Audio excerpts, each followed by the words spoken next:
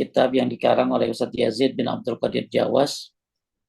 Sebelum kita membahas tentang dua kalimat syahadat dengan dalam, dengan maksimal, sebelumnya kita membahas tentang rukun Islam dulu. Kita sudah bahas tentang masalah la ilaha illallah. Artinya apa la ilaha illallah yang paling benar. Kemudian syarat-syaratnya apa. Kita juga kemarin sudah bahas, ini pertemuan yang ketiga ya Teh ya. Ya, pertemuan yang kedua kita sudah bahas tentang Muhammadur Rasulullah. Bagaimana orang kalau baca syahadat itu Muhammadur Rasulullah itu apa konsekuensinya. Nah sekarang kita lagi bahas rukun Islam yang kedua yaitu menegakkan sholat. Lanjut Teh, sholat merupakan Salat merupakan hubungan antara hamba dengan Rabb-nya Subhanahu wa Ta'ala yang wajib dilaksanakan 5 waktu sehari semalam sesuai petunjuk atau contoh Rasulullah Shallallahu Alaihi Wasallam, sebagaimana sabda beliau, "Sholatlah sebagaimana kalian melihat aku sholat." berarti sholat kita laki dan perempuan yang menyontohi Nabi semuanya. Ya, dalam gerakan, dalam apa semuanya nyontohin Nabi. Tidak ada perbedaan gerakan antara laki dan perempuan. Semuanya gerakan bacaan mencontoh Nabi Shallallahu Alaihi Wasallam. Sedangkan pakaian itu kembali kepada kembali kepada bagaimana Nabi menyarankan untuk pakaian buat laki-laki tentu berbeda dengan perempuan. Jadi sallu kama ra'aitumuni usalli, salatlah sebagaimana kalian melihat aku salat. Lanjut. Beruntunglah orang yang melaksanakan sholat dengan khusyuk dan tumakninah.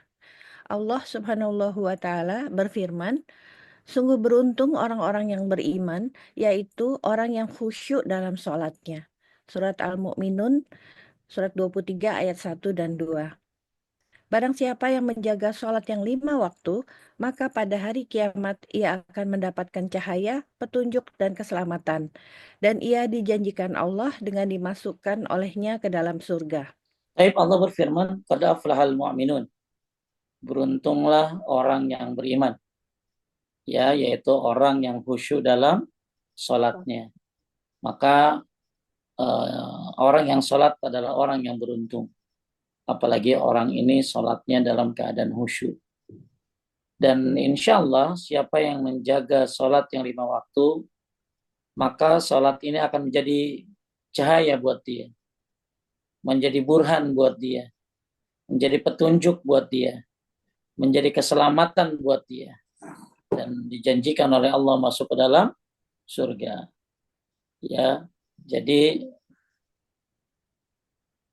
Bapak Ibu sekalian yang dimuliakan Allah, siapa yang mengerjakan sholat, yakinlah bahwa sholat ini ya akan menjadi cahaya buat dia. Nggak ada yang sia-sia. Nggak ada agama yang seperti Islam dalam ibadah. Kita masuk Islam itu mudah ya. Tinggal baca syahadat. Akan tetapi konsekuensinya orang yang masuk Islam ini harus sholat. Maka sholat yang dijaga 5 waktu, maka insya Allah akan menjadi cahaya. Makanya dalam kitab Salatul Mu'min disebutkan bahwa di antara sebab keutamaan sholat adalah yang pertama, sholat dapat mencegah perbuatan keji dan mungkar. Kelihatan Teh? Kelihatan Ustaz. Taib. Ya, ini sudah kita tahu, paham. Kalau ada orang sholat, tapi ini Teh masih korupsi, bukan sholat yang salah. Ya, ada orang sholat tapi nggak benar, berarti orang yang salah. Karena sholat, seseorang yang sholatnya benar, maka itu akan mencegah dari perbuatan keji dan munkar. Sebagaimana surat Al-Ankabut ayat 45. Sholat juga merupakan amal yang paling baik setelah 2 kalimat syahadat. Ya, Jadi setelah nomor 2 setelah syahadat adalah sholat. Kemudian nomor 3 sholat dapat membersihkan dosa-dosa. Perumpamaan boleh dibaca teh. Perumpamaan sholat. Perumpamaan sholat 5 waktu itu seperti sungai yang mengalir dan penuh air di depan pintu salah seorang di antara kalian. Dia selalu mandi di sungai itu 5 kali setiap hari. Orang mandi 2 kali sehari aja udah bersih teh. Iya. Gimana 5 kali? Jadi gini teh, yang sholat itu banyak. Tapi kadang-kadang mereka hanya paham sholat itu hanya sekedar kewajiban. Maka kaum muslimin harus sadar bahwa sholat ini bukan hanya sekedar kewajiban. Bukan hanya sekedar rukun Islam. Tapi sholat ini mencegah dari perbuatan keji dan munkar, merupakan amal yang terbaik setelah syahadat, sholat membersihkan dosa-dosa, dan sholat dapat menghapuskan berbagai macam dosa. Nah ini dia yang tadi hadis dibaca teh. Maksudnya sholat ini jadi cahaya. Sholat menjadi cahaya bagi pelakunya. Nah ini kan tadi penulis memberikan bahwa sholat 5 waktu adalah cahaya. Nah, ini hadisnya. Beliau mengutip dari hadis. Sebagaimana Nabi SAW bersabda, lanjut teh, barang siapa? Barang siapa memeliharanya, sholat, ia akan menjadi cahaya, bukti, dan penyelamat baginya dari neraka pada hari kiamat kelak. Barang siapa tidak memeliharanya, dia tidak akan menjadi cahaya, bukti, dan penyelamat bagi. Dan pada hari kiamat kelak, ia akan bersama Karun, Fir'aun, Korun. Korun, Fir'aun, Haman, dan Ubay bin Khalaf. Korun tahu dong teteh. Tahu, Ya, Fir'aun tahu. Haman tahu. ini sekretaris ya teh. Ya, sekretarisnya Fir'aun. Nah, Ubay bin Khalaf ini pedagang kaya raya. Tapi sayang, dia tidak sholat. Jadi, siapa yang menjaga sholat, maka ini akan menjadi cahaya, akan jadi bukti, akan jadi penyelamat pada hari kiamat nanti. Makanya ya kita sholat ini bukan hanya sekedar kewajiban, tapi bisa menjadi penyelamat, bisa jadi cahaya, bisa jadi bukti. Wassalatu nurun, sholat itu adalah cahaya. Dalam hadis yang lain, Nabi mengatakan basyiril masa'ina fid dhulami ilal masjid binuri tami yaumil qiyamah. Berilah kabar gembira kepada orang yang berjalan kaki ke masjid di kegelapan malam. Apalagi kalau ada orang bisa ngerjain sholat yang gelap teh. Apa tuh? Sholat yang gelap. Isya Itu dan subuh. tubuh ya. Isya dan subuh. Maka akan dapat cahaya yang sempurna nanti pada hari kiamat kelak. Ya, jadi sholat ini istimewa. Apalagi kalau ada orang bisa melaksanakan sholat buat laki-laki, sholat berjamaah di masjid 5 waktu. Apalagi dia bisa sholat konsisten isya dan subuh di masjid, maka dia akan mendapatkan cahaya yang sempurna nanti pada hari kiamat. Kemudian sholat juga akan meninggikan derajat, menghapuskan dosa. Ya, ini sekali sujud nih. Dasarkan hadis Nabi, lanjut teh. Engkau harus banyak. Engkau harus banyak bersujud, sholat. Sesungguhnya setiap engkau bersujud sekali kepada Allah, maka Allah akan mengangkatmu 1 derajat dan menghapuskan 1 dosa darimu. Coba teh, kalau orang 1 kali sujud dalam sholat itu kan 1 kali rakaat, 2 kali sujud. 2 sujud ya. Ya, maka menghapusin dosa, naikin derajat. Ya, berapa banyak kita sholat? 17 rakaat yang wajib. Berarti ada 17 kali 2. 34 kali sujud. Belum kali lagi ditambah dengan sholat-sholat sunnah. Maka makin banyak kita sujud, makin banyak hapus dosa, dan makin banyak pahala. Bahkan sebuah riwayat menyebutkan dari Ibnu Umar, ketika sholat itu Allah menaruh dosa-dosa di punggung, di pundak kita. Maka itu berjatuhan ketika ruku dan sujud. Kemudian sholat juga menjadi salah satu sebab dimasukkan seorang ke dalam surga dan menjadi teman Nabi. Masya Allah. Ya, siapa yang pengen jadi teman Nabi? Maka sholat. Maka jangan sampai dia bersyahadat, tapi nggak ngerti komitmen syahadat. Ya kan komitmen syahadat itu dia harus patuh. Orang kalau udah ngucapin la ilaha illallah, maka komitmennya adalah patuh. Patuh pada perintah-perintah Allah. Salah satu perintah Allah adalah sholat. Oke, pernah ada orang mualaf datang ke rumah, orang mau masuk Islam ke rumah saya teh. Terus saya kasih tahu, nanti kalau masuk Islam, jadi mau masuk Islam ngapain aja sih? Ya sholat. Berapa kali Pak Ustadz? 5 waktu. Nah di situ dia berat teh. Dia bilang saya minum obat 3 kali aja sering lupa. Gimana 5 kali Pak Ustadz? 5 kali sholat. Terus dia bilang banyak orang-orang Islam main golf sama dia tapi nggak sholat. Nah ini, jadi banyak orang mengucapkan syahadat tapi tidak komitmen dengan syahadatnya, dengan Muhammadur Rasulullahnya, dan tidak mau melaksanakan sholat. Bahkan ada aliran yang meninggalkan sholat. Naudzubillah. Jadi kita sebelum bahas tentang 2 kalimat syahadat lebih dalam, maka penulis Ustaz Yazid bin Abdul Qadir Jawas rahimahullah membahas tentang rukun Islam dulu. Setelah kita bahas syahadat, ya sedikit kita bahas sedikit kemarin, maka kita bahas sholat sampai selesai rukun Islam, baru kita masuk kepada keutamaan 2 kalimat syahadat secara mendalam. Jadi kita lihat teh, siapa yang pengen bareng Nabi di surga, silakan. Hal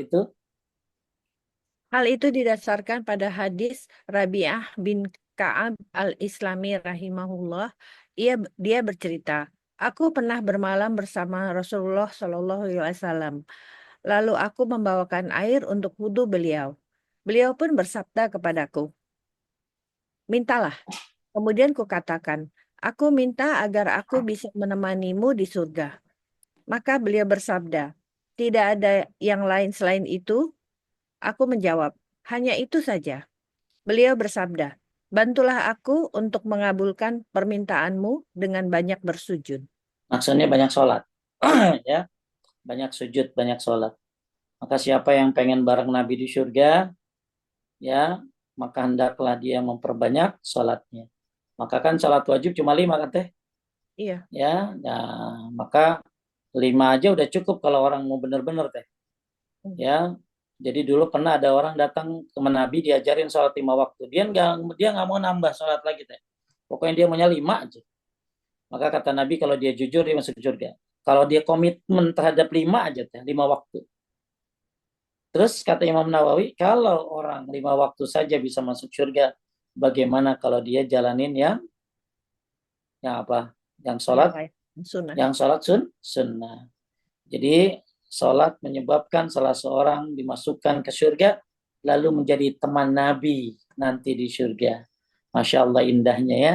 Di surga rumah kita berdampingan dengan Nabi Muhammad Sallallahu Alaihi Wasallam. Ya maka siapa yang pengen bersama Nabi di surga, jangan malas sholatnya. Kemudian nomor 8, berjalan ke masjid, lanjut. 8, berjalan menuju ke tempat sholat atau masjid akan dicatat baginya kebaikan-kebaikan, ditinggikan beberapa derajat, dan dihapuskan kesalahan-kesalahan. Jadi kalau orang melangkahkan kaki ke masjid, 1 langkah ngapusin dosa, 1 langkah naik derajat. Ya, kalau dia ke masjid pakai kendaraan karena hujan, karena mungkin jauh, maka kata Syekh Utsaimin dihitung perputaran rodanya teh. Ya, enggak, pokoknya perjuangan Anda untuk sholat, ya apalagi ke masjid berjamaah buat yang laki-laki, ini pahalanya sangat besar. Kemudian yang ke-9, akan disediakan, nah ini dia, akan disediakan jamuan di surga setiap kali seorang muslim berangkat ke masjid untuk mengerjakan sholat, baik pada pagi maupun sore hari. Hadisnya Nabi SAW bersabda, barang siapa? Barang siapa berangkat ke masjid pada pagi atau sore hari, maka Allah akan menyediakan baginya jamuan di surga setiap kali ia datang pada pagi atau sore hari. Kata an-nuzul dalam hadis di atas berarti sesuatu yang disuguhkan kepada tamu ketika datang. Jadi siapa yang datang ke masjid sore hari, sholat asar, ya, maka Allah berikan dia apa teh? Nuzulan. Nuzulan ini kayak suguhan. Ya, di mana? Ya nanti di surga nanti. Ya, maka ada keutamaan tadi subuh sama isya. Nah, kalau ini enggak teh, subuh sama asar. Dan asar. Ya. Subuh dan asar, ya. Yang ibu-ibu di rumah memang nggak ke masjid, tapi komitmen tepat waktu sholatnya. Kemudian dengan sholat Allah memberikan ampunan dan dosa yang terjadi antara sholat dengan sholat berikutnya. Dosa-dosa kecil kita buat habis duhur, dosa-dosa kecil, maka asar menghapuskan dosa-dosanya. Asar, habis asar mungkin ada dosa kecil, maka maghrib menghapuskannya. Insya Allah, ya. Sholat juga menghapuskan dosa yang terjadi sebelum sholat.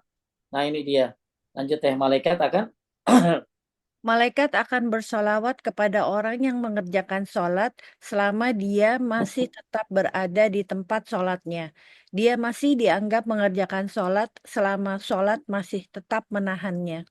jadi orang kalau nungguin sholat, nih teh, ya, maka malaikat tuh berdoa buat dia.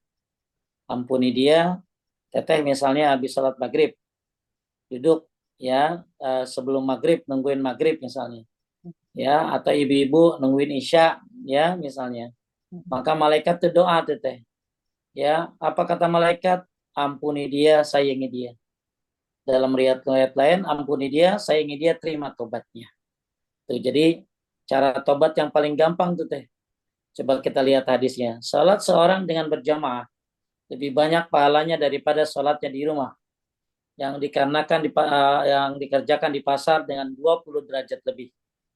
Yang demikian itu jika salah seorang di antara mereka berwudu dan dia mengerjakan dengan sebaik-baiknya, kemudian berangkat ke masjid dan tidak pergi kecuali untuk sholat, tidaklah ia melangkahkan kaki satu langkah pun, melainkan akan ditinggikan baginya satu derajat, dia hapuskan darinya satu dosa, sampai akhirnya dia masuk ke masjid. Jika dia sudah masuk ke masjid, dia berada dalam keadaan sholat. Jadi teh, selama dia jalan itu udah dianggap orang sholat teh. Ya, selama dia jalan itu, dia Iya. jalan dari rumah ke masjid itu dianggap orang sholat. Ya, jika sudah mengerjakan sholat, misalnya dia sholat duhur, para malaikat masih terus bersolawat, sholatnya berdoa minta ampun. Setiap orang di antara kalian selama dia masih berada di tempat dia mengerjakan sholat berkat dia.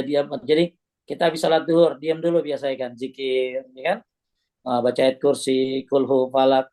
Malaikat doa begini teh, ya Allah rahmati dia, ya Allah ampuni dia, ya Allah terima tobatnya. Masya Allah nih, Allah magfirlahu, Allah marhamhu, Allah matub alaih. Allah marhamhu, Allah magfirlahu, Allah matub alaih. Ya Allah, sayangi dia.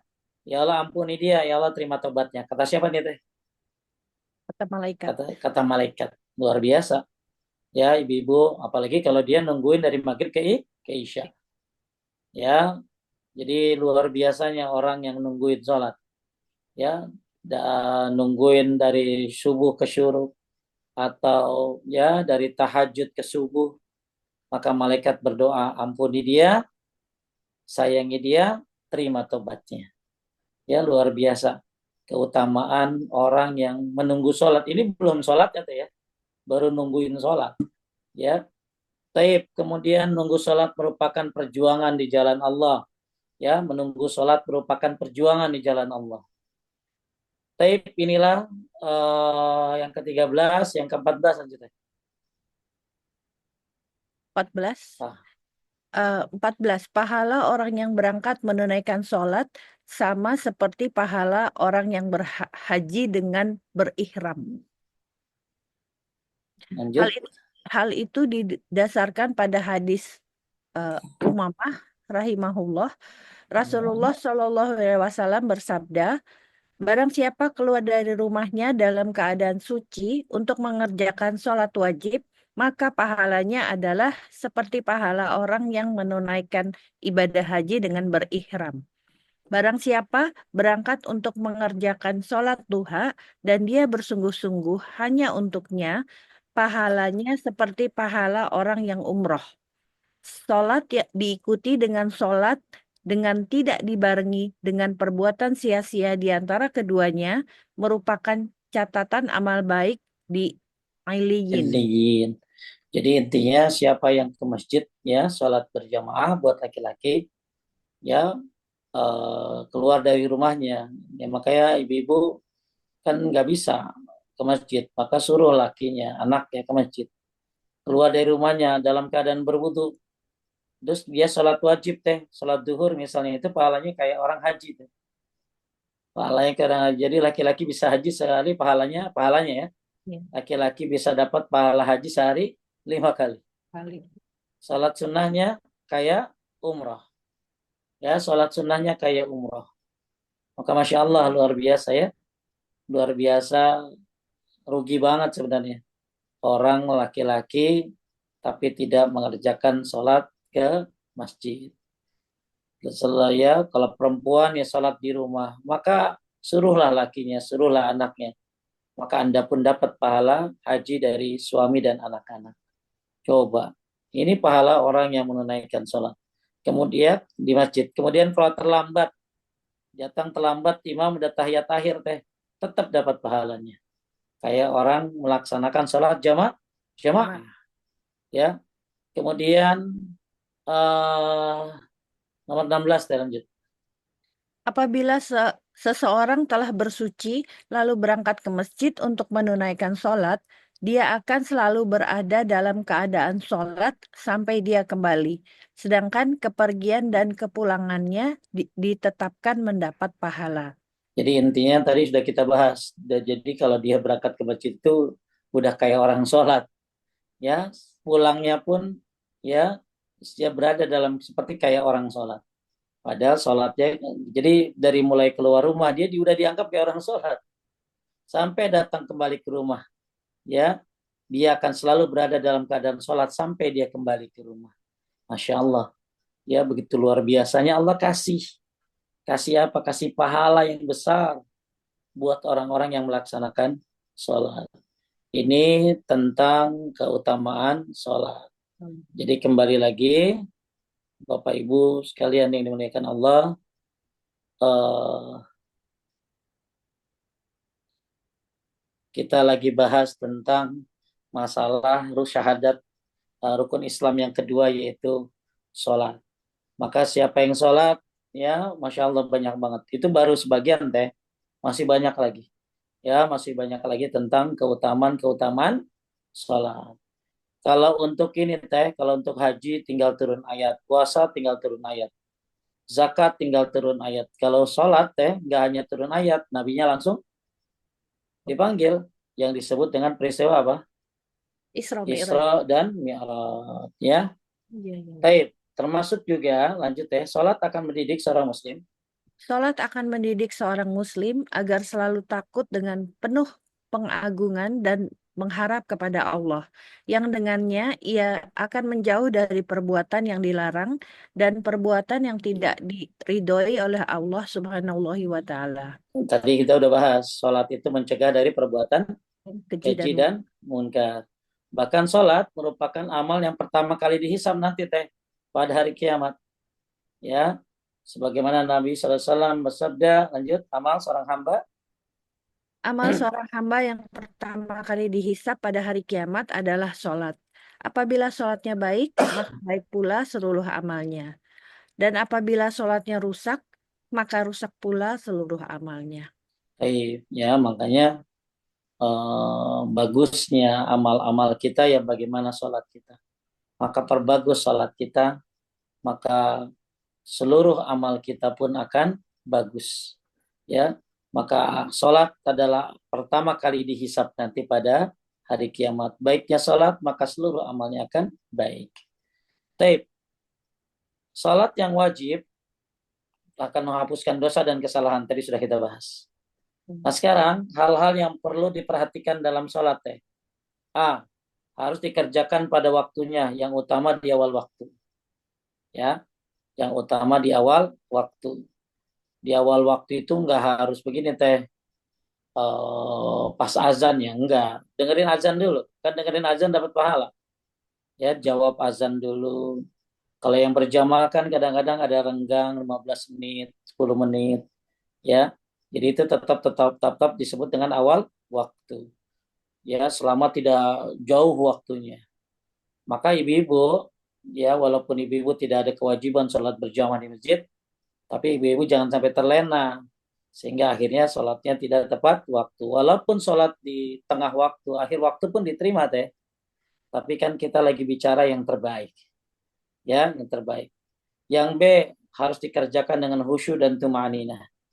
Ya, khusyuk ini ya paling gampang caranya ya memahami ayat-ayatnya, memahami doa-doanya. Kemudian tumaninah, tumaninah ini apa teh? Tenang, Tenang. tenang, tidak terburu-buru.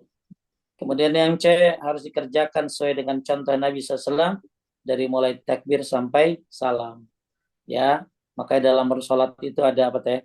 Ada rukun, ada rukun-rukun solat, ada wajib-wajib solat, ada sunnah-sunnah solat. Ya, ada rukun-rukun solat, ada empat, ada syarat-syarat solat, ada rukun-rukun solat, ada wajib-wajib solat, ada sunnah-sunnah solat. Maka bagus ibu-ibu belajar dah tuh. Ya, syarat-syarat solat tuh apa sih? Rukun-rukun solat tuh apa sih? Wajib-wajib sholat tuh apa aja? Bukan sholat wajib ya, wajib-wajib sholat. Apa sih yang hukumnya yang wajib dalam sholat itu? Ya, tahiyat awal tuh hukumnya apa? Ya, kalau lupa tahiyat awal gimana? Kemudian sunnah-sunnah sholat lebih banyak lagi, ada 37 sunnah dalam sholat. Maka yang sholat banyak, yang sholat yang banyak itu.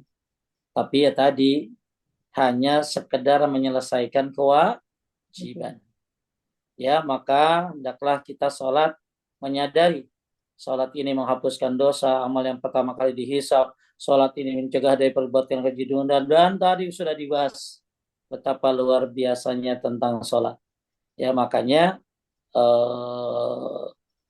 ketika kita memahami rukun Islam dengan baik, ya maka hendaklah kita mempelajari sholat dengan sebaik-baiknya. Kemudian bagi laki-laki mengerjakan sholat berjamaah di masjid. Kemudian hukumnya orang yang meninggalkan sholat gimana nih? Orang yang ninggalin sholat lanjut deh.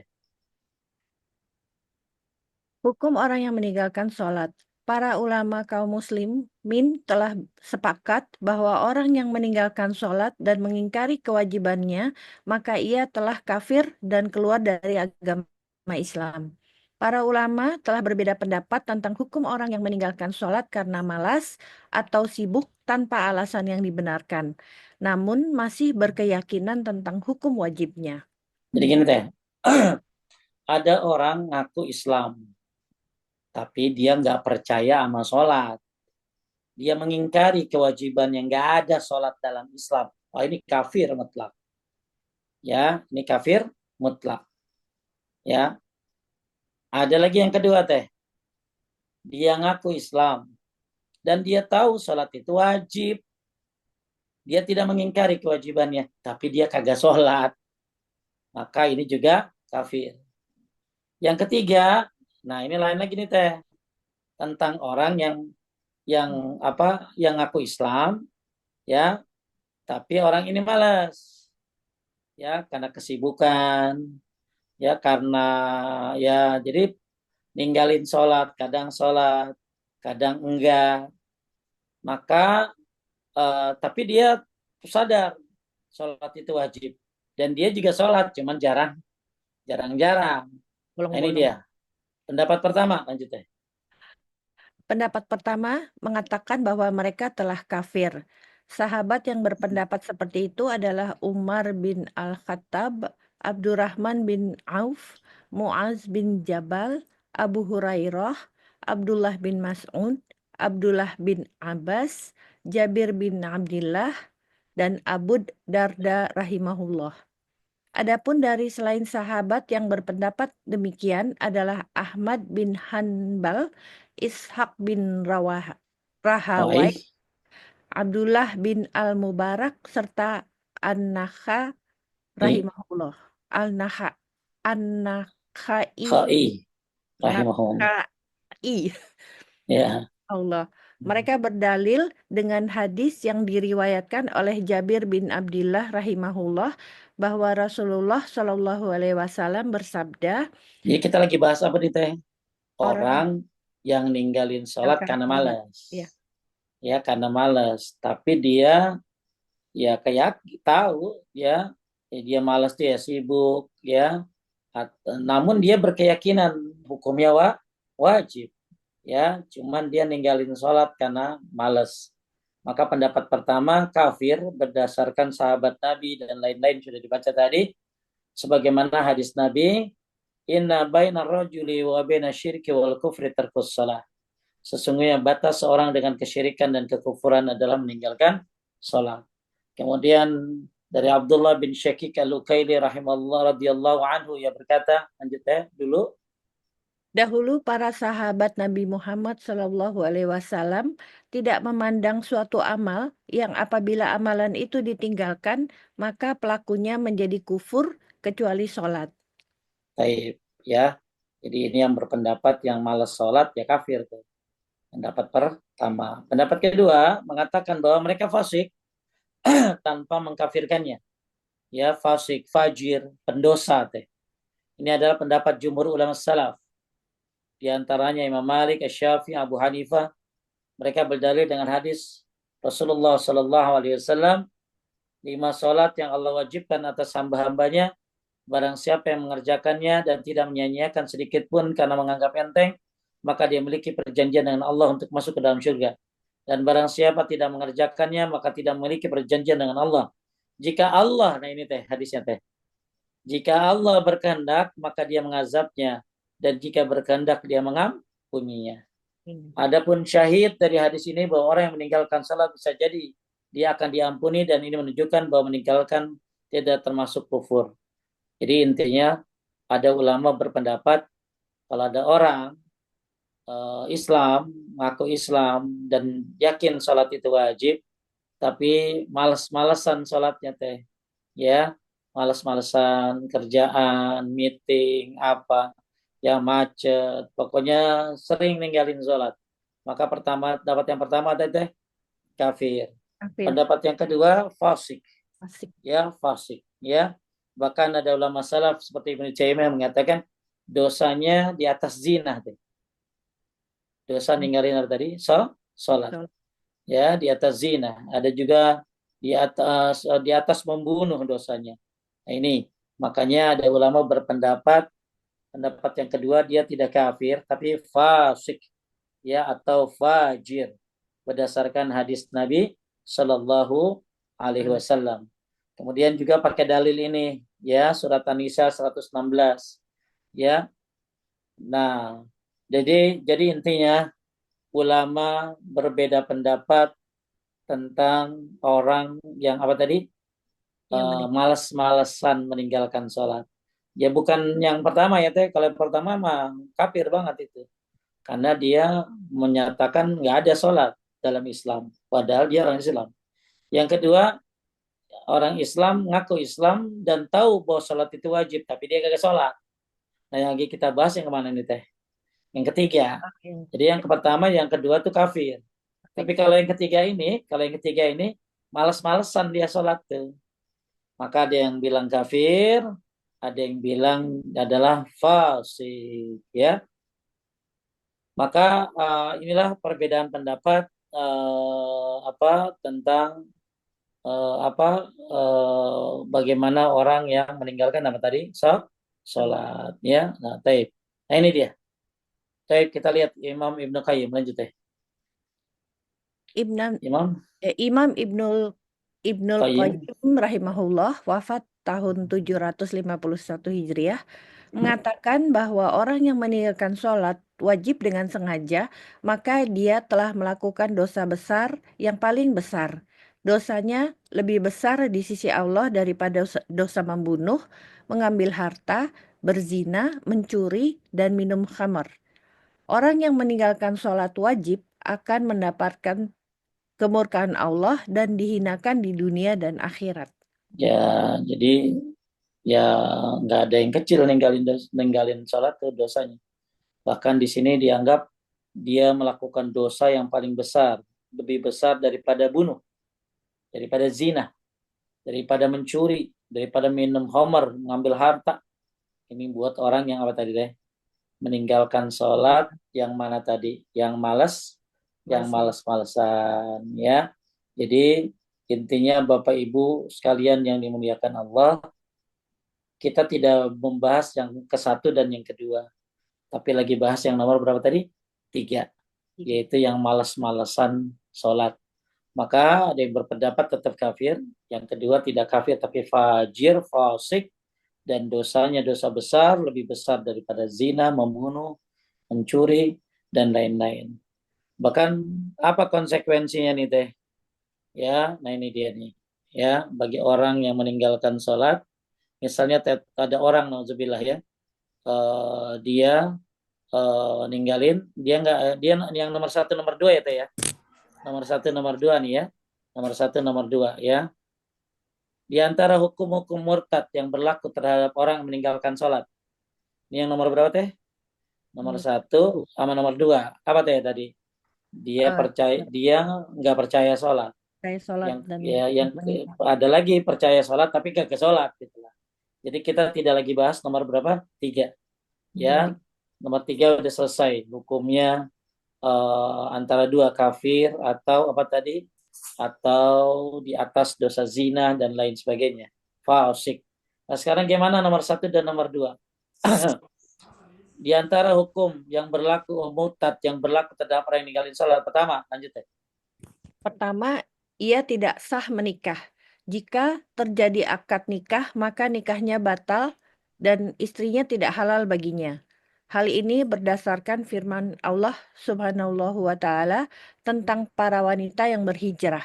Gini teh, banyak kaum muslimin yang menyangka masuk Islam itu cukup syahadat aja teh. Dan dia nggak sholat.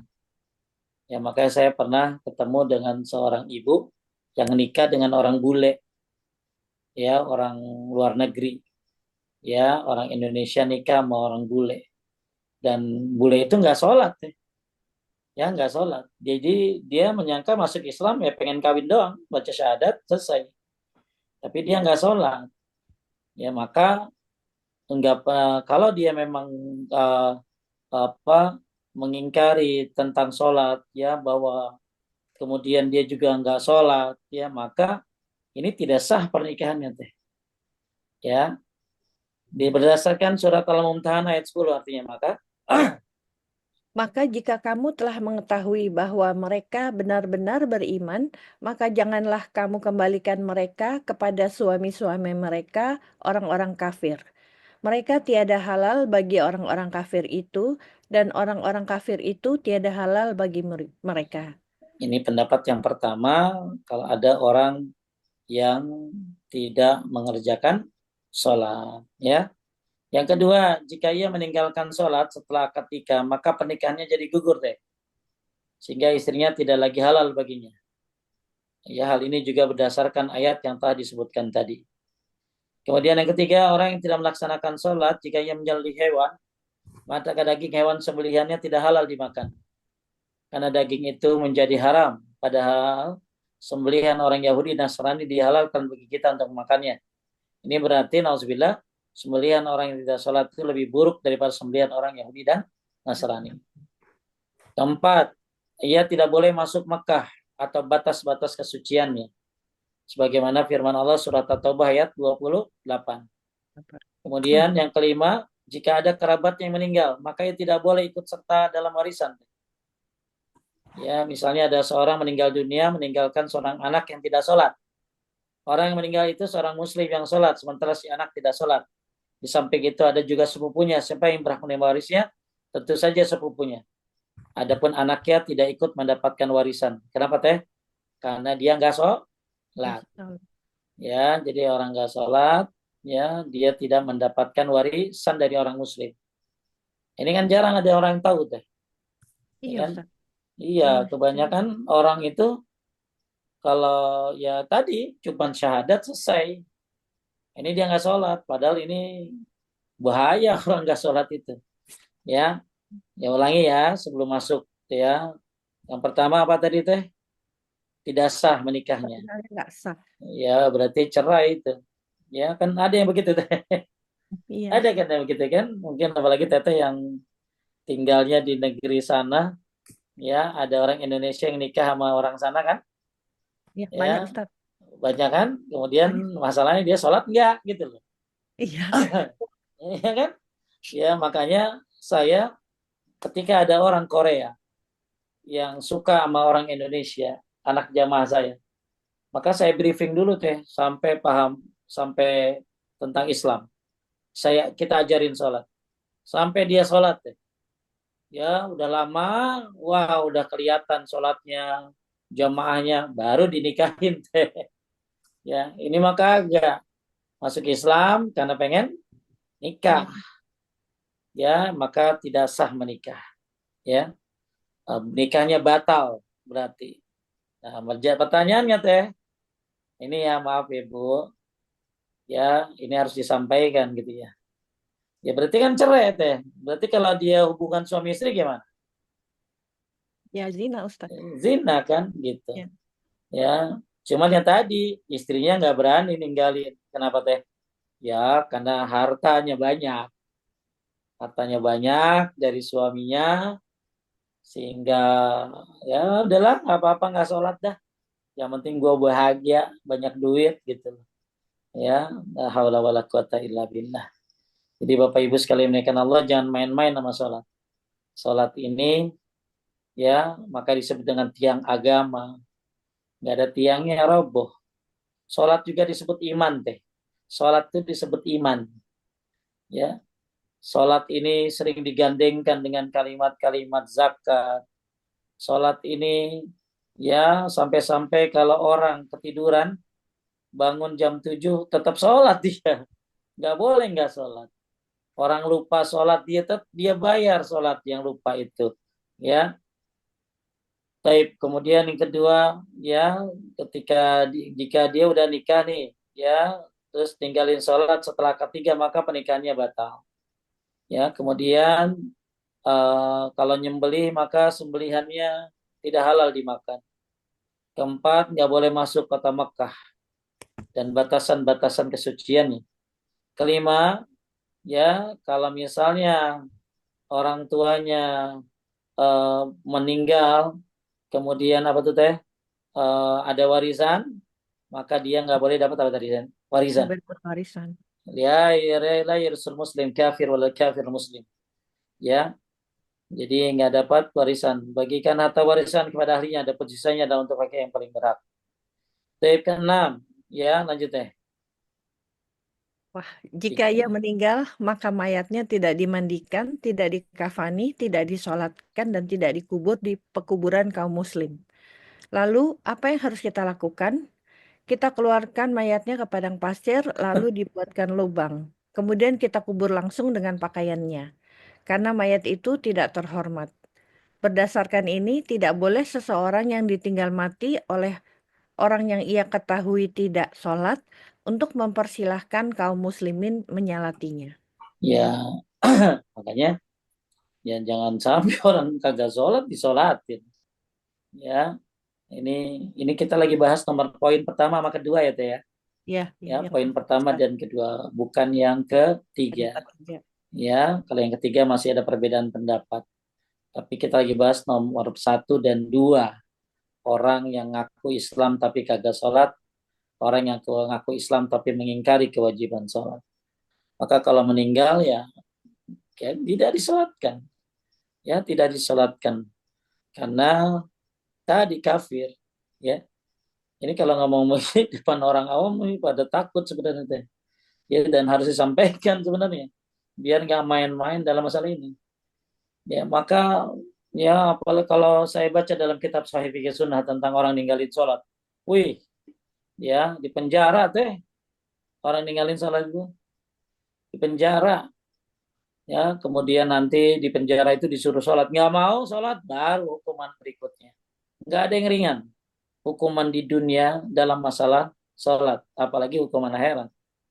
Ya, nah, ini kan orang nganggap remeh sholat. Seolah-olah ya cuman sekedar sholat. Wah, ini bukan sekedar sholat, ini hukumannya berat ini. Ya, jadi, nah ini pada hari kiamat lanjut. Pada hari kiamat Ya. nanti ia akan dikumpulkan bersama Fir'aun, Haman, Korun, Ubay bin Khalaf, dan para pemimpin kaum, kaum kafir. Nah Nauzubillah. ini tadi hadisnya udah ya, Ya. yang tadi ya, ya. Dan Nah, ia, jadi udah tadi sama hadisnya. Ya, jadi saudara masalah ini sangat berbahaya, namun sayangnya masih ada orang yang menganggap remeh masalah ini, di antaranya ialah dengan menempatkan orang yang tidak sholat di rumahnya. padahal dia tidak boleh, wallahu alam. Ya, jadi Bapak Ibu, inilah 7 efek-efek dari orang yang meninggalkan sholat. Ya, taib. Sedikit satu lagi biar komplit.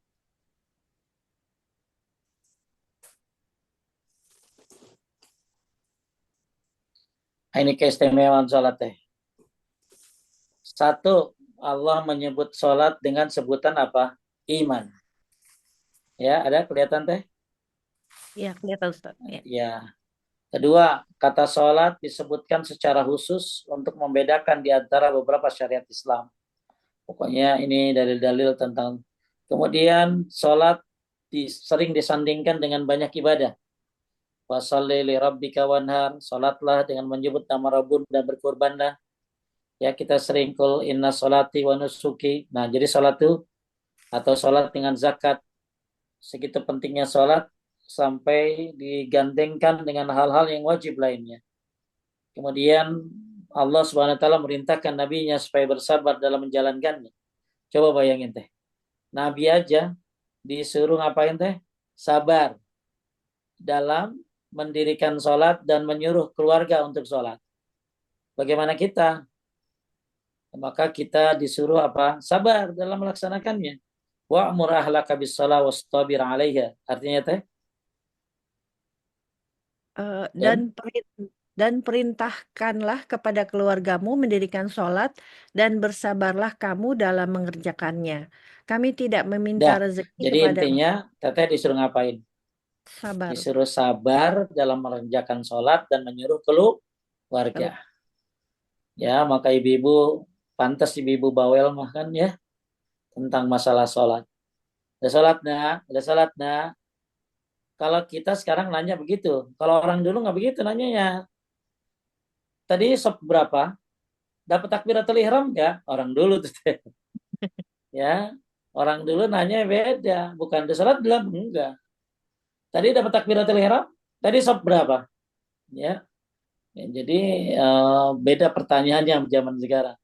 Maka Bapak Ibu sabarlah dalam melaksanakan sholat dan sabarlah dalam menyuruh keluarga untuk melaksanakan sholat. Kemudian Allah mewajibkan sholat ini dalam segala keadaan. Coba teh. Ya nih sholatnya. Ya. Sholat itu boleh baca Allah. Allah mewajibkan sholat ini dalam segala keadaan. Dia tidak menerima uzur atau alasan orang sakit, orang yang dalam keadaan takut, atau orang yang sedang bepergian, dan lain-lain untuk meninggalkannya. Teh Hanya gini teh. Yang sakit. Selama akalnya sehat ya teh. Tetap dia sholat. Jangan sampai ibu-ibu di rumah sakit kagak sholat. Padahal akal ibu nggak pikun. Ya, jadi jangan sampai ninggalin sholat walaupun apa tadi? Walaupun sakit. sakit. Ya, cuman yang sakit boleh duduk. Kalau benar nggak bisa berdiri. Ya, yang sakit ya kalau di rumah sakit boleh dijama ya walaupun tidak safar sekali-kali boleh karena pakai infus dan lain sebagainya. Jangan sampai sakit kagak sholat. Naudzubillah ya naudzubillah subhanallah. Ketika nggak sholat dicabut nyamanya oleh Allah Subhanahu wa taala. Ya, maka eh, kita kan ya kalau suatu saat sakit ya mudah-mudahan sehat. Tapi kalau suatu saat sakit jangan sampai ninggalin sholat. Atau dalam keadaan takut. Ya, dalam keadaan sholat lagi perang aja ada sholat. Ya kan sholat lagi perang ada. Terus kemudian lagi safar, nggak ada orang apa sih jalan-jalan safar nih ibu-ibu mau liburan kagak sholat. Hati-hati, gaya we liburan jauh ke sini kagak sholat. Nauzubillah. Ya, ini kan mau liburan nih. Jadi ada orang bilang begini teh, lebih baik lagi sholat pikiran kemana-mana daripada kemana-mana nggak sholat gitu. Ya, ya intinya perkataan ini ya kurang sempurna ya lebih baik. Jadi kata dia lebih kata ini ada orang-orang yang di sosmed ya lebih baik sholat pikiran kemana-mana daripada kemana-mana nggak sholat gitu. Ya minimal kalau dia lagi sholat nggak khusyuk ya dapat pahala sholatnya walaupun kurang ya. Tapi kalau dia kemana-mana nggak sholat, ini bahaya kan dosanya. Jadi ya syukur-syukur kita tentunya berusaha untuk sholat dengan baik, dengan khusyuk. Ya, jadi sholat eh, tidak ada keringanan ditinggalkan baik orang sakit ataupun orang yang safar. Hanya saja bisa dikosor, ya, bisa dijama untuk musafir ataupun orang sakit bisa dijama. Kemudian lanjut nomor 6. Allah mensyaratkan kesempurnaan bagi sholat dalam beberapa hal, yaitu toharoh, berhias, sopan dalam berpenampilan, dan menghadap kiblat, yang tidak disyaratkan dalam ibadah-ibadah yang lainnya. Coba kalau puasa kan nggak perlu teteh berpenampilan, ya. Kalau teteh nggak perlu soal puasa madhab kiblat, bayar zakat madhab kiblat, enggak. Tapi kalau sholat ini ada kekhususan, ya dia harus wudhu dulu, penampilannya baik, ya, nutupin aurat, ngadep kiblat. Nggak ada ibadah-ibadah kayak sholat. Terus, 7.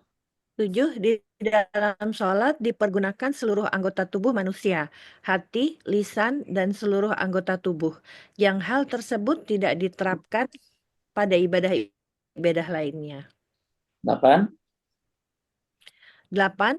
Ketika mengerjakan sholat, kita dilarang menyibukkan diri dengan kegiatan lainnya, meski itu hanya sekedar lintasan perasaan di dalam hati berupa sebuah kata atau pemikiran. Taib. Ya, ke-9, salat merupakan ajaran Allah yang dipegang teguh oleh para penghuni langit dan bumi, yang menjadi kunci bagi syariat-syariat para nabi.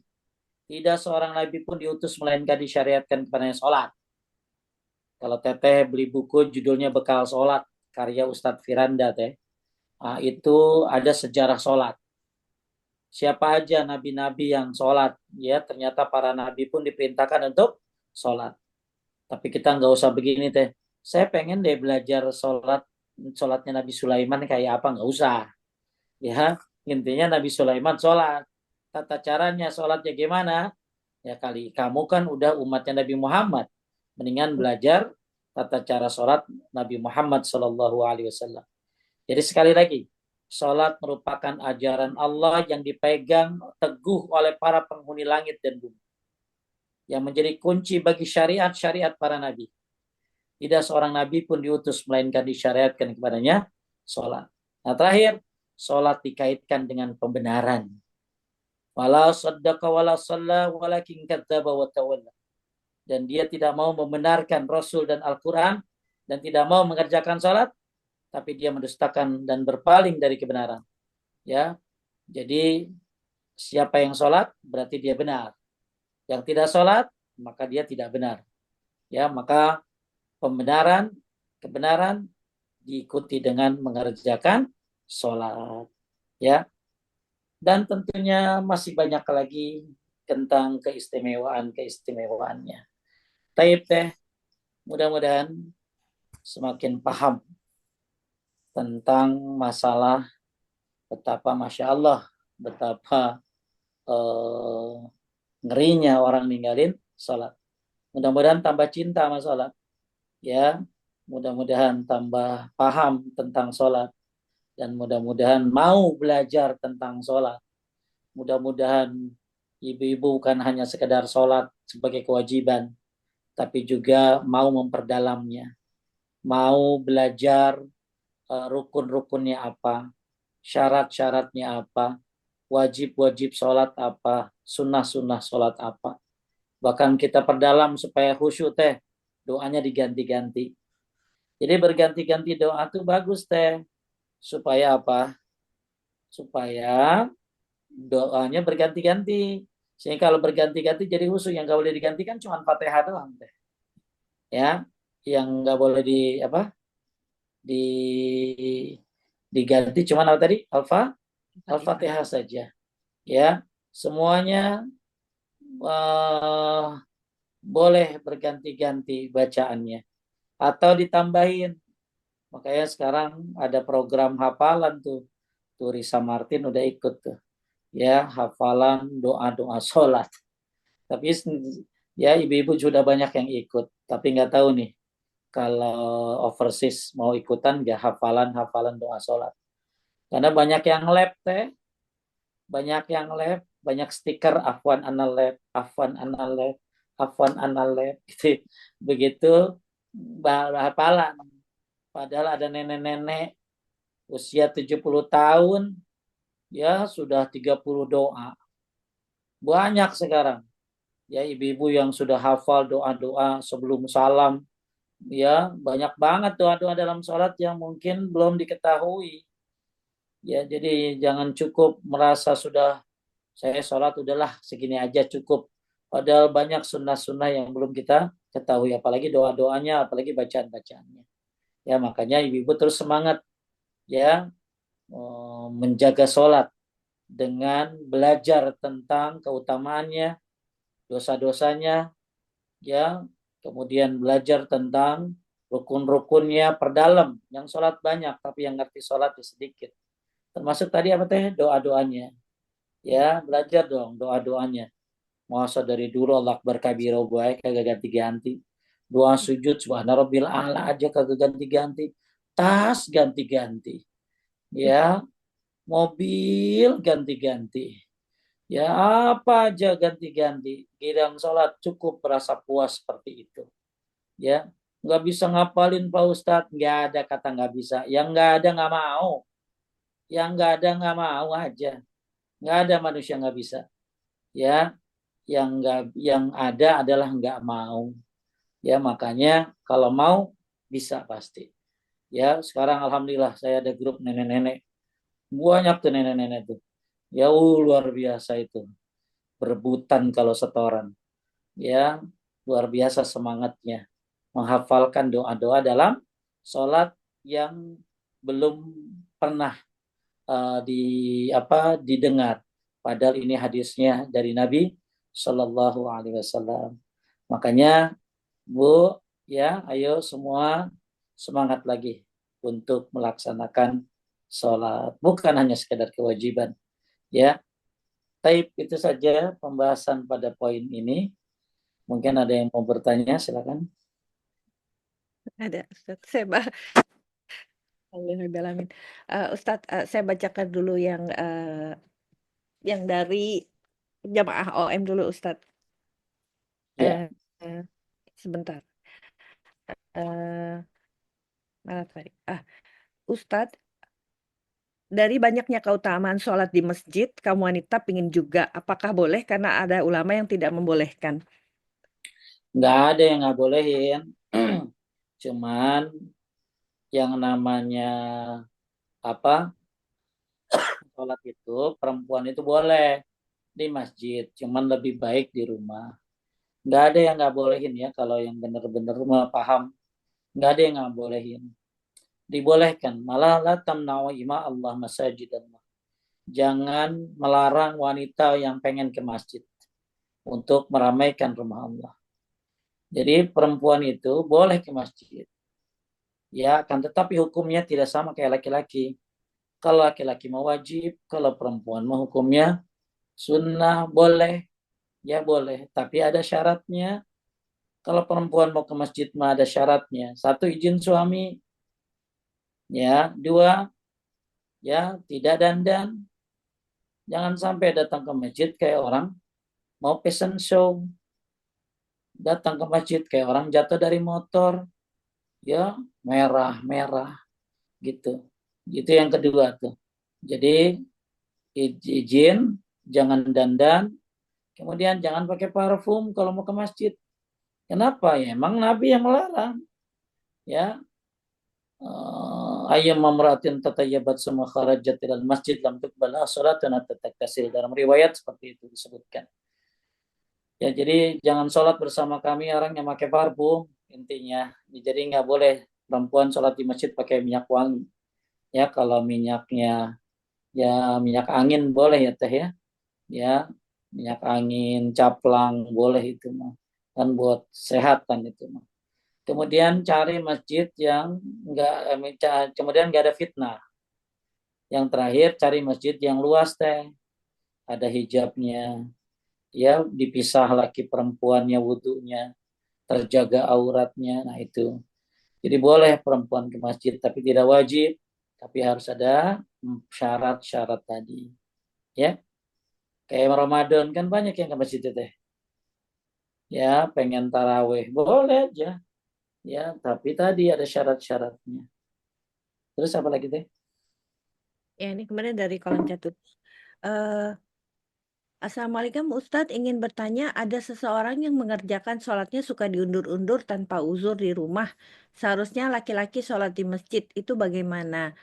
Apakah sholatnya diterima Allah? Syukran Ustadz.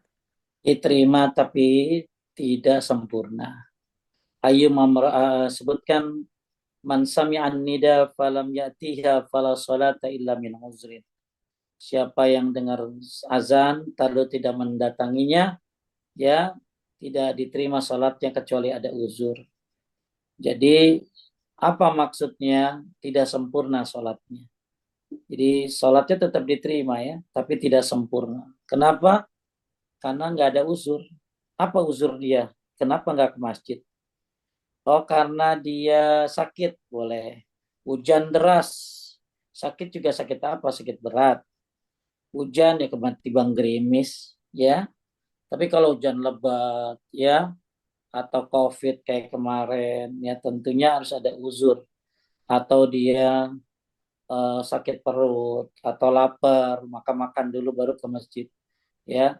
Jadi siapa yang sholat di rumahnya laki-laki, walaupun tepat waktu ya teh, tapi di rumah maka tidak sempurna sholatnya. Ya, itu kalau yang tepat waktu. Nah, kalau yang diundur-undur gimana tuh? Ya, maka ditakutkan orang yang sering mengundur-undur, sering datang terlambat, maka dia akan diterlambatkan dalam segala kebaikan teh. Termasuk diterlambatkan nanti takut masuk ke dalam surga diterlambatkan. Naudzubillah. Jadi siapa yang melambat-lambatkan sholat, maka gimana nanti Allah lambatkan dalam segala kebaikannya. Ya, pokoknya terlambat dalam segala hal. Orang kalau udah lambat-lambatin sholat, maka bisa jadi yang lainnya lebih mudah lagi untuk dilambat-lambatin. Kalau sholat aja udah dilambatin, apa lagi yang lainnya. Jadi sholatnya tetap diterima tapi tidak sempurna. Lanjut, rugi lah ya. Lanjut. Ya, Ustadz benar. Kemudian Ustadz, di masjid sini ada dua waktu asar yang berbeda. Eh, Bedanya kira-kira antara setengah jam sampai 40 menitan gitu Ustadz. Itu bisa dijelaskan Ustadz? Di mana? Di di Hong Kong Ustadz ada Oh, dua di Hong Kong. waktu eh, ada dua Jadi waktu sholat. saya kan kagak tinggal di sono, kagak tahu Jadi gimana. yang Jadi gini, memang kadang-kadang saya bukan hanya di Hong Kong aja ya. Di UK, teman saya juga nanya di sana murid saya. Kemudian di daerah Afrika juga sama. Jadi gini teh, waktu asar itu ya eh, kalau yang lebih tepat itu ya kan tentunya lihat matahari ya teh. iya Ya, nah saya kan yang nggak tahu tuh matahari di apa di kalau di sini tuh di sana tuh jam berapa gitu teh? Jam asar berapa emang waktu asar? asar tuh kalau nggak salah 3.15 di sana Ustadz. Di mana? 3.15 3.20 sekarang kalau nggak salah ya. Gini. Jadi yang namanya waktu-waktu sholat itu kan kalau di rumah orang tinggal pakai apa teh? Kalau dulu kan pakai matahari ya teh ya, ya Iya pakai matahari. Ustadz. Nah. Nah kalau sekarang gimana ini tentang waktu sholat itu gitu loh. Nah, sekarang kan banyaknya pakai waktu gitu loh. Karena nggak tahu kalau pakai matahari sekarang masih ada apa enggak. Ya kalau zuhur misalnya, ya waktu apa tadi zuhur misalnya. Waktu duhur itu kan 15 waktu duhur itu ketika matahari sudah bergeser sedikit dari tengah teh. Itu waktu apa tadi? Duhur. Ya. Jadi waktu duhur itu. Nah, gimana dengan waktu asar misalnya? Sebentar. Waktu asar itu kalau di apa sih dari hadis itu ketika bayangan Bayangan lebih panjang dari uh, ya kalau nggak salah ya. kenapa sih?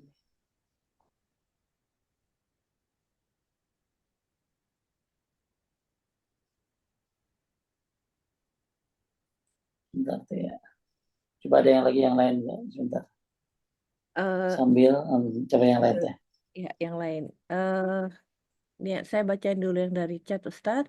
Mana dia? Assalamualaikum Ustadz, izin bertanya bagaimana waktu dulu-dulu pernah tinggalkan sholat apa wajib diganti ini sekarang ini?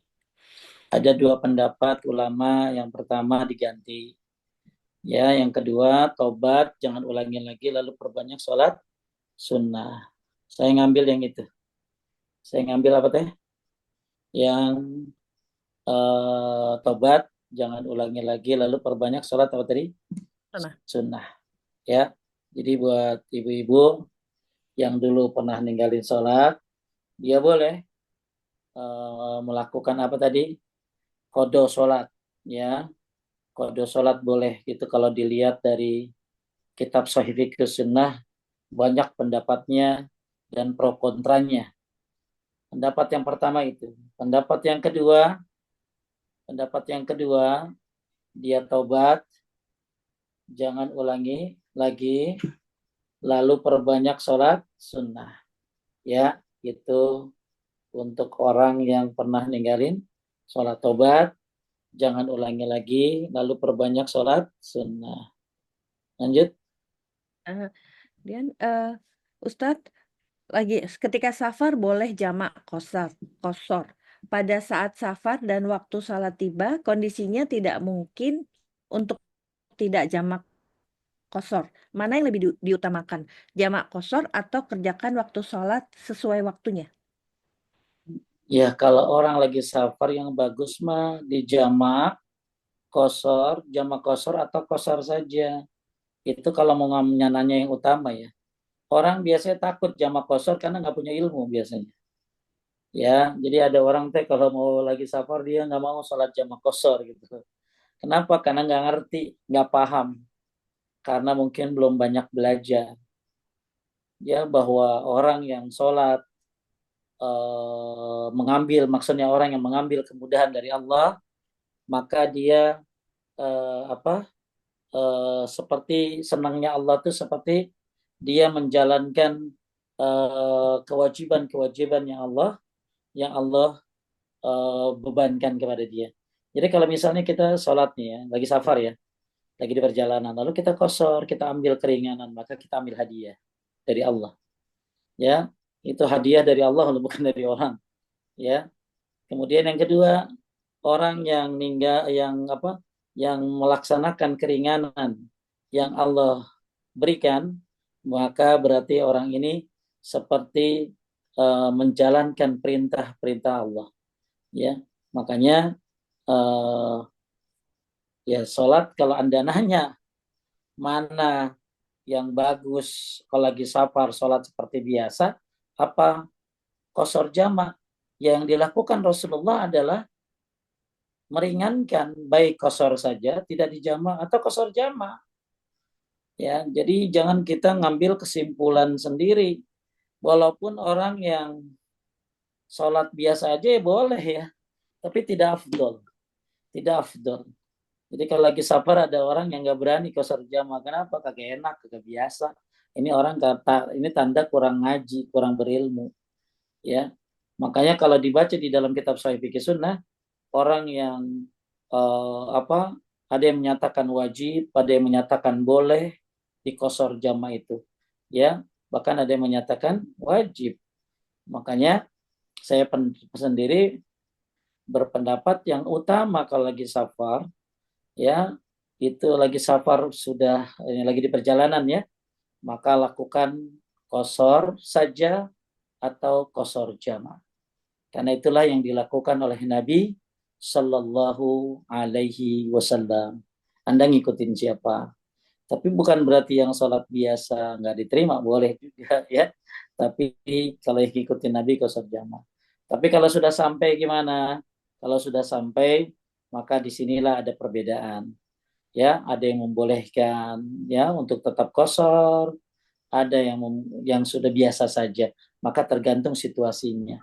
Kalau dia mobile, ya ke sana kemari, maka qasar jamaah lah.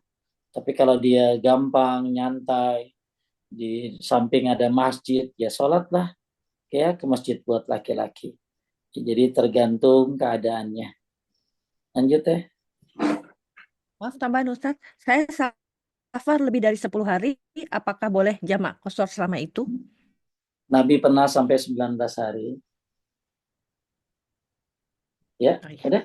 Nah, jadi boleh, ya boleh. Ada Masih yang boleh ada sampai 3 hari, ada yang 7 hari, ada yang sampai 19 hari. Ya, dibolehkan. Jadi intinya, ya lain lagi kalau Mekah Madinah mah ya. Orang kalau di Mekah Madinah, ya saya juga kadang kalau di Mekah Madinah ya tergantung, kalau lagi sehat, lagi capek ya qasar jama'. Kalau enggak ya saya ke masjid kan, sholat biasa. Jadi lihat-lihat keadaan kalau sudah sampai. Ya kalau ternyata dia tetap mau ambil keringanan silakan. Ya, tapi kalau dia tetap sholat seperti biasa juga silakan karena sudah sampai. Ya ada perbedaan masalah ini. Lanjut. Ustadz. Assalamualaikum Ustadz, kalau salat witir 3 rakaat 2 salam, untuk rakaat yang ketiga pakai iftitah juga? Iya, pakai ititah juga. Ya, karena dia mulai dari awal lagi. Lanjut. Jawaban tadi sudah dapat Ustadz yang 2 waktu asar. Iya, internetnya mati. Jadi intinya gini teh. Kalau saya lihat ya, di perbedaan ini, di sana tuh ada lembaganya enggak? Ada Ada lembaga Ustadz. enggak? Iya. Nah, Terus lembaganya gimana? jadi di board di waktu sholat asar itu saya lupa, yang satu apa bacaannya, yang satu apa bacanya, tapi beda antara waktu, misalnya kita pakai app azan gitu ya Ustadz ya. Waktu asar yang pertama itu sama dengan waktu di app kita, ya beda 2 menit lah, masih bisa lah ya. Terus nah waktu asar yang kedua itu ada nama bacanya apa gitu misalnya, terus waktu itu bedanya kira-kira setengah jam atau 40 menit gitu Ustadz. Ya, Jadi jadi saya tuh pertanyaannya bingung gini. antara dua ini Ya, mana. ya, pertanyaannya gini. Itu sudah masuk waktu belum? Sudah masuk waktu Ustadz? Ya sudah masuk waktu, ya sudah. Ambil yang sudah masuk. Yang penting masuk waktu teh. Ya kayak begini sebenarnya. Saya sholat subuh ya. Sholat subuh itu kan ada waktu, namanya, jadi ada waktu golas, ada waktu isfar. Kalau golas itu masih gelap deh. Kalau isfar itu udah agak sedikit kelihatan, ada sedikit cahaya-cahaya. Itu subuh tuh teh. Maka kebanyakan kaum muslimin ya setahu saya ngambilnya waktu golas, masih gelap. Jadi setahu saya yang ada 2 waktu itu adalah subuh. Nah kalau asar misalnya, maka ambil yang penting sudah masuk waktu gitu aja. Kalau sudah masuk waktu, mungkin yang waktu kedua yang milih berapa tadi? Yang beda 40 Ya, menit, 30 kita. menit ini, mungkin saya harus tahu apa yang dipakai dalilnya gitu loh. Oh iya. Ya kan, Dan jadi saya harus tahu tekan kenapa. Ustadz. Insya Allah. Kenapa dia beda jam sampai 30 menit. Apa alasannya? Apa dalilnya? Gitu loh. Ya. Tapi kalau misalnya sudah masuk, yang penting sholat itu kan sudah masuk waktu. Kalau sudah masuk waktu ya silakan sholat. Kayak gini lah Jumatan. Ibu-ibu Jumatan, kan ibu-ibu nggak Jumatan. Ibu-ibu sholat duhur. Lalu sholat duhurnya kapan Pak Ustadz? Sholat duhurnya nungguin laki pulang? Bukan. Jadi sholat duhurnya ya ketika azan Jumat. Ya, jadi ada ibu-ibu kalau udah laki pulang, oh sholat duhur baru gitu loh. Berarti jam setengah setengah satuan setelah Jumatan lagi baru saya duhur. Ya berarti udah setengah jam dong. Jadi sholat duhur buat hari ibu-ibu hari Jumat ya kalau dengar azan, jangan nurutin laki-laki. Ya laki-laki pulang Jumat mah ya karena waktunya laki-laki memang sholat Jumat itu ya setelah khutbah kan gitu loh. Kalau Iya. perempuan kan enggak. Jadi sekarang kalau yang apa yang menyatakan bahwa sholat itu apa sih bedanya 30 menit itu apa yang jadi landasan dia tuh apa gitu loh. Saya juga dapat WA itu dari orang London, cuman ya dia nggak nyebutin dalil, cuman nyebutin di sini beda kalau sholat gitu loh. Ini gitu. Ikutin yang mana? Ya ikutin yang sudah masuk waktunya. Kalau misalnya ternyata yang duluan itu belum masuk waktu ya nggak boleh teh. Ya. Tapi kalau sudah masuk waktu berarti boleh, boleh ya, boleh. Iya. Lanjut, Masih boleh berapa, habis? Ustaz? Ada, Ya, masih masih masih boleh ya. Terus. Ayo lanjut. berapa? Udah lanjut aja. Coba. Halo? Eh, maaf Ustadz, di tempat saya, please, please, ya. Halo? Ya, udah Halo, Ustadz ya. bisa. Ya. Terus. Eh, eh, Ustadz, imam sholat atau imam salah kelebihan rokaat sudah diperingatkan oleh jamaah tapi tidak sadar dan tidak sujud sahwi.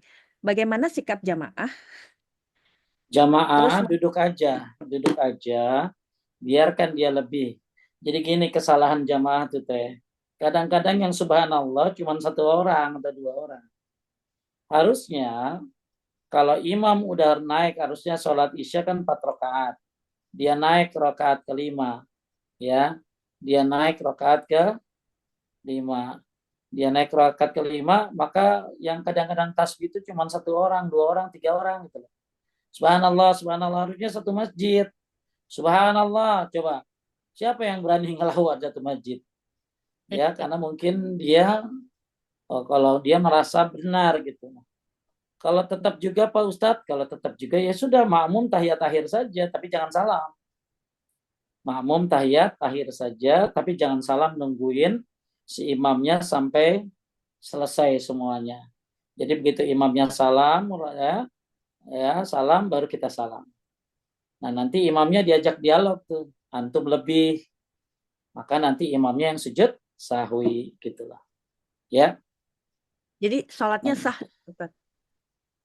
sah ya, tapi tadi kalau dia nggak sengaja maka ditambah sujud Sahwi. sahwi. Ya, sujud sahwi yang setelah salam. Oh, sujud sahwi yang setelah salam. Iya, iya, Ustadz. Understand. Lanjut. Eh, Ustadz, jadi mukena yang dipakai oleh perempuan Indonesia itu adalah akulturasi budaya. Jadi boleh sholat tidak pakai mukena, Ustadz? Seharusnya baju itu mau kena teh. Paham nggak? Iya Halo? kan? Iya, paham, Baju Ustadz. itu baju yang dipakai Anda tuh harusnya mau kena. Maksudnya bukan mau kena, menutupi seluruh tubuh. Jadi Iya, perempuan tuh harusnya kalau sholat nggak usah pakai mukena, langsung dengan bajunya. Tapi masalahnya bajunya nutupin aurat enggak, kemudian lebar enggak, transparan enggak, ya. Nah, makanya kenapa kalau yang enggak mencakup, enggak tahu syarat-syaratnya baju, banyak orang yang bajunya dia main sholat aja padahal bajunya bebayang. Ya. Jadi ada ibu-ibu merasa sudah sesuai syar'i, padahal belum. Kenapa? Karena tangannya masih berbentuk, nggak lebar. Gitu loh. Maka mukena ini adalah cara, kayak laki-laki pakai sarung, cara untuk supaya menutup aurat dengan sempurna. Ya, jadi kalau baju Anda sudah sempurna, cuman kan ibu-ibu kadang-kadang merasa sudah sempurna. Coba liatin ke saya. Paham nggak teh? iya paham, Ustadz. Iya, ngerti maksudnya. Iya, kan ibu-ibu mah ada ibu-ibu sholat dengan baju yang tangannya itu udah tutup, tapi kan berbentuk dia. Harusnya tuh lebar, ya. Makanya saya bilang, Ibu, nggak bagus baju begini untuk sholat. Kan nutupin Pak Ustadz, nutupin tapi kagak lebar. Nutupin tapi berbentuk tangannya, ya nutupin tapi dia transparan gitu loh. Jadi mukena itu adalah itu udah kayak sarung, salah satu cara untuk supaya auratnya tertutup sempurna, ya. Tapi yang sebenarnya yang bagus bajumu adalah mukenamu gitu loh. Jadi bajunya yang lebar, ya, bajunya tuh yang apa, yang menutup, ya, kemudian nggak transparan, nggak berbentuk. Ini kalau saya hadir di pengajian ibu-ibu, anggap ada 50 orang lah teh, yang masuk nominasi paling 3, ya, yang lainnya ya belum. Belum, makanya kayak begitu mah mendingan pakai mukena aja kan gitu, Oh ya, gitu. supaya tertutup dengan sempurna. Tapi sholatnya sah ya Ustadz walaupun begitu. Wallahu alam, ya, karena yang nggak sempurna sih sebenarnya auratnya begitu. Makanya kadang-kadang ya harus ini nanya, Ustadz gimana? Ini bisa buat sholat gitu lah, Oh, ya. Jadi kenapa? Makanya mending kalau ragu mendingan pakai mukena aja, sempurna tertutupnya, ya. iya. Kalau masalah sah selama rukunnya, asal ya nggak kelihatan auratnya. Cuman kan kita bukan bicara sah doang, tapi sempurnaannya. Masih ada 2 di kolom chat, masih boleh Ya, Ustadz? buruan deh, ayo Iya ya. buruan, ya. Agak nge-freeze saya, agak ngehang nih internet. Sok, sok, Ya. sok. Bismillahirrahmanirrahim. Ustadz, sujud syahwi-nya setelah salam berapa kali dan bacaannya sama dengan sujud biasa? Syukron. Sama saya surut biasa 2 kali, 2 kali, 2 kali sujud. Ya, lanjut. Assalamualaikum Ustadz, kalau sudah salam lalu sujud sahwi, apakah harus salam lagi? Salam lagi, ya, salam lagi. Ah, oke. Yang terakhir Ustadz, apakah Ya, boleh memilih masjid yang lebih jauh untuk memaksimalkan pahala? boleh, tapi yang lebih bagus masjid terdekat. Ya, karena dengan masjid terdekat ini Anda meramaikan masjid yang ada di lingkungan Anda. Ya, dan tidak menyakiti imam teh.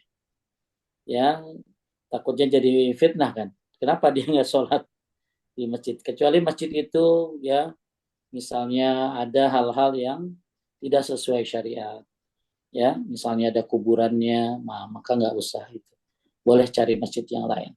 Tapi kalau masih ini, mendingan cari masjid, lebih baik masjid yang ada di lingkungannya, supaya dia menghidupkan masjid yang ada di situ. Karena kan itu tanggung jawab dia, ya, bukan masjid orang. Kedua, agar imamnya tidak berprasangka buruk kepada dia. Jamaah pun tidak berprasangka buruk kepada dia, selama masjid itu tidak melanggar syariat. Ya. Iya. Afwan Ustadz, saya mau tanya itu yang masjid yang ada kuburan, maksudnya kuburan di luar apa kuburan di dalam Ustadz? Di dalam maksudnya, ya. Oh di dalam maksudnya. Soalnya masjid-masjid di Jawa kan banyak yang ada kuburannya di luar itu Ustadz. Ya bagus juga, jangan dalam satu halaman, bagusnya Oh cari yang nggak ada, ya, nggak benar-benar ada kuburannya, baik di dalam atau di luar. luar, ya. Paham Ustadz. Habis. Ya, habis. Syukran Ustadz. Baik, alhamdulillah Bapak Ibu semua yang dimuliakan Allah, mudah-mudahan makin komitmen terhadap tauhidnya, syahadatnya, dan tentunya sholatnya yang sudah kita bahas hari ini. Hati-hati, ya, jangan sampai lengah anak-anak dalam masalah sholat, dan jangan apa sih, ya, jangan pelit ngasih tahu tentang sholat anak-anak, karena nggak bisa anak-anak itu apa sih, nggak bisa anak-anak itu dibangunin sekali, ya. eh, Ya kalau imamnya sholatnya, ini ada yang nanya, kalau imamnya sholatnya zikirnya berjamaah gimana, ya jangan diikutin. Ya Anda mah ikut sholat jamaahnya aja, ya, buat laki-laki. Ya, walaupun ada bid'ahnya, ya habis sholat zikir kencang-kencang, Anda ikutin sholat berjamaahnya. Ya, meramaikan masjid selama nggak ada kuburannya, tidak melanggar syariat, dalam arti kata ada kuburannya, maka sholat berjamaah di lingkungan terdekat jauh lebih baik. Ya. Jadi kalau ada sedikit kekurangan ya dikasih tahu, diajarin. Kalau nggak mau ya sudah, penting Anda sholat jamaahnya. Sholat jamaah mah semuanya sama insya Allah. Ya, kecuali habis sholatnya biasanya suka beda. Ya ada kunut subuhnya, nggak apa-apa. Ya nggak apa-apa. Ya Anda bisa diem, nggak usah ngangkat tangan. Ya, kalau Imam Ahmad sih ngangkat tangan. Ya, nah, ini kadang-kadang harus belajar lebih dalam lagi agar kita saling menghormati dalam masalah-masalah fikih yang mungkin berkembang, yang tidak masalah akidah, ya. Taib itu saja teh, semoga bermanfaat. Barakallahu fikum, semoga jadi amal jariah buat proses ngaji. Semoga tambah istiqamah, ingat semangat terus sholat, ya, hati-hati ninggalin sholat anak-anak, jangan bosan ngingetinnya, nggak bisa sekali atau dua kali anak-anak mah, ya, jangan jangan sekali doang, ya, berkali-kali kalau anak-anak mah dibangunin mah, ya.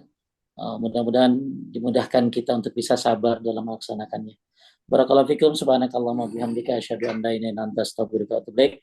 Assalamualaikum warahmatullahi wabarakatuh. Waalaikumsalam warahmatullahi wabarakatuh.